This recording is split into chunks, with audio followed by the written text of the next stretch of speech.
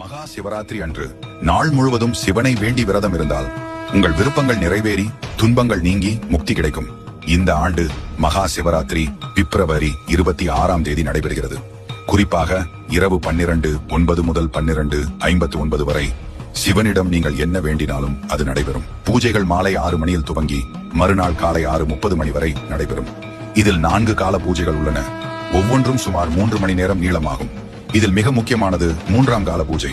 இது நள்ளிரவு 12 மணியில் துவங்கி அதிகாலை 3 மணி வரை நடைபெறும்.